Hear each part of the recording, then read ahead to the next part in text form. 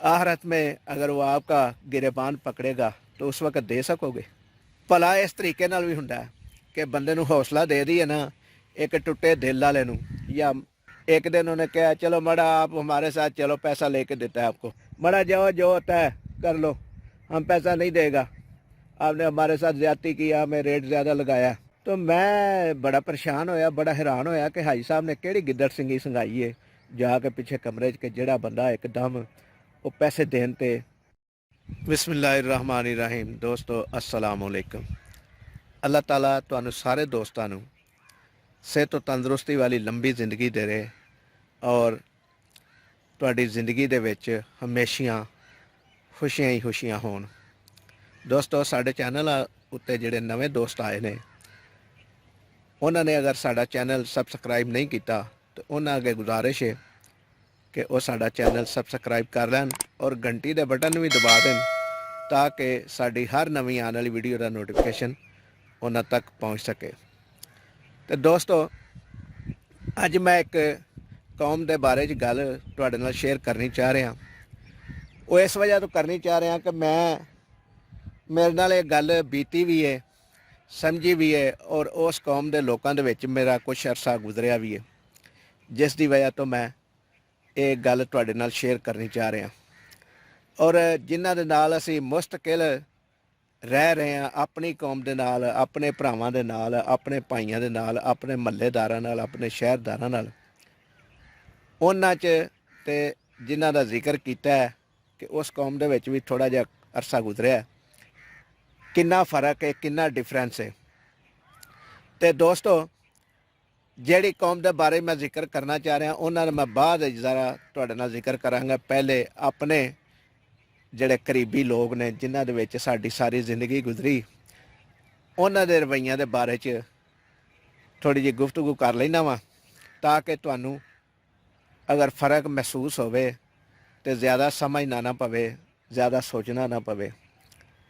दोस्तों असी अपने इर्द गिर्द जिहड़े साडे नाल दोस्त ने, भैन भाई ने, या मजीद लोग ने जिहड़े महल्लेदार ने या शहरदार ने, उन्हां नाल किसी किस्म की गुफ्तगू करिए ना तो हमेशा गुफ्तगू का मतलब नैगेटिव लैंदे ने, पॉजिटिव नहीं लैंदे।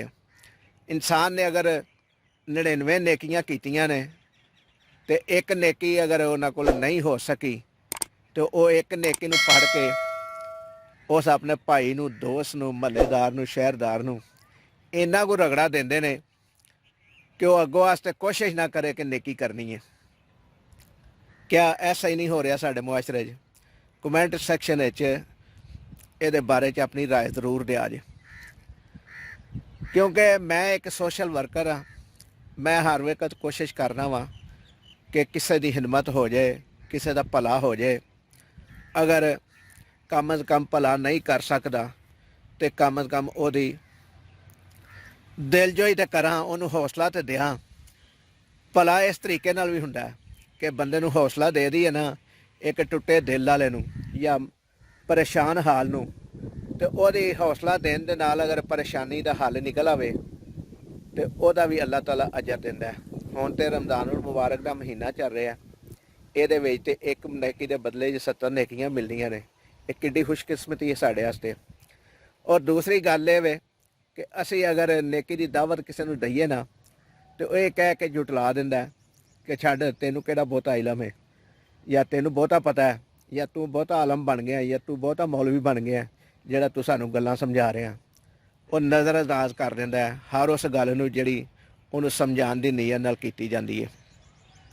और हमेशा वो बहकिया रहिंदा है, हमेशा वो समझ लो कि नैगेटिव सोचदा रहिंदा है।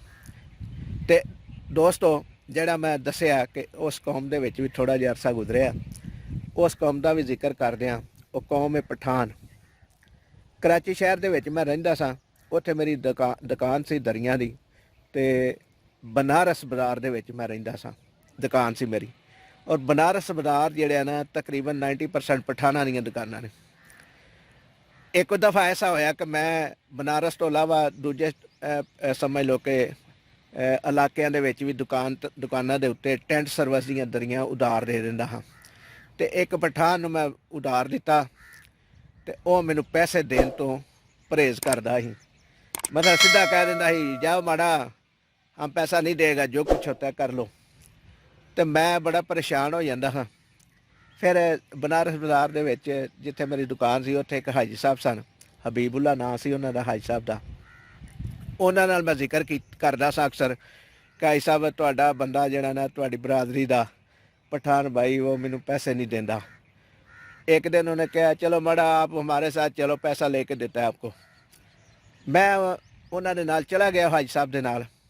हाजी साहब के नाल जो गया तो उन्होंने दुकान के उत्ते पहुँचे तो हाजी साहब ने उस पठान को कहा कि यार आप थोड़ी मेरी बात साइड पे होकर सुन लो। तो उन्होंने उसको साइड पे किया, पीछे कमरे में ले गए, मतलब जो दुकान का एक सेपरेट उन्होंने रखा हुआ था। उत्थे जाके उन्होंने कोई गलबात की, 1 मिनट गुजरिया तो वही पठान जड़ा मैनू कहता सी, मड़ा जाओ, जो होता है कर लो, हम पैसा नहीं देगा, आपने हमारे साथ ज़्यादती की, हमें रेट ज़्यादा लगाया। हालांकि रेट ज़्यादा वाली तो गल ही कोनी सी हुंदी, क्योंकि रेट पहलू तय करीदा ही, चीज़ दिखाई दी ही, तय करीदा ही, उन्होंने पसंद आती सी तो दई दी, नहीं पसंद आती ही तो नहीं सी माल दईदा। तो उन्हें आके आख्या, भाई जान आप हमारा छोटा भाई है, आपका कितना पैसा बनता है, अभी लो हमारे से।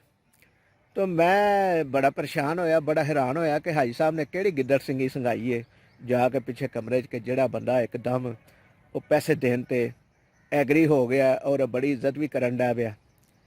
तो बाद जो पैसे लैके असीं चले गए, कुछ अरसा गुजरिया, कुछ दिन गुजरे, तो जो हाजी साहब मिलते हैं तो मैं उन्होंने कहता हाँ, हाजी साहब वो केड़ी ऐसी गल है कि जिहदी वजह तो उन्हें फौरी तौर पर पैसे दे दिते ने। तो उन्हें आखना, छड्डा यार, चलो यार आपको पैसा मिल गया ना, बस यही बहुत है, ये हमारा आपस में भाईबंदी की बात थी कोई, वो हमने किया उससे, तो उसने आपको पैसा दे दिया। लेकिन मेरे इसरार करन दे नाल ना उन्हें फिर एक दिन इजहार कर ही दिता। उन्हें कहा, हाजी साहब ने कहा कि मैंने जब उसको पीछे कमरे में ले गया ना, तो उसको जाके हाली इतना बोला था कि बात सुनो, इस भाई का पैसा आपने देना है, हक्का सच्चा देना है। तो उसने कहा हाँ जी बिल्कुल देना है। तो उसने बोला फिर दुनिया में दे दो, आखिरत में अगर वो आपका गिरेबान पकड़ेगा तो उस वक़्त दे सकोगे। तो दोस्तों उसने एक लम्हे सोचे बगैर उसने कहा, मैं आखिरत में नहीं दे सकता, मैं इसको इसी वक्त दुनिया में ही देता हूँ, क्योंकि दुनिया में मैं दे सकता हूँ, आखिरत में नहीं दे सकता। तो दोस्तों ये थोड़ी सी बात समझाने का, करने का मकसद ये था कि आप भी समझ जाओ कि आपके जो लेन देन है लोगों के साथ, जेड़े तुहाडे लेन देन ने लोगों के साथ, और दुनिया के उत्ते ही निपटा के टुर जाए जे, क्योंकि आखिरत का वक्त जड़ा ना, जो आखिरत चले, जो दुनिया तो चले जाना, आखिरत का टाइम आ जाना, तो उस वक्त लेन देन जड़े ना बड़े मुश्किल हो जाने जे।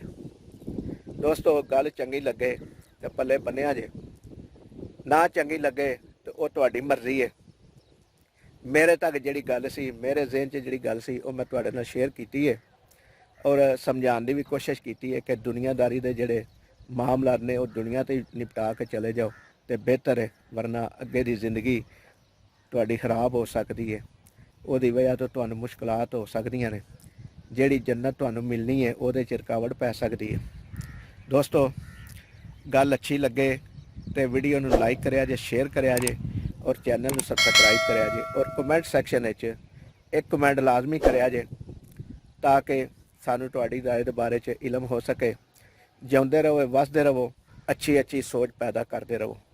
रब रखा।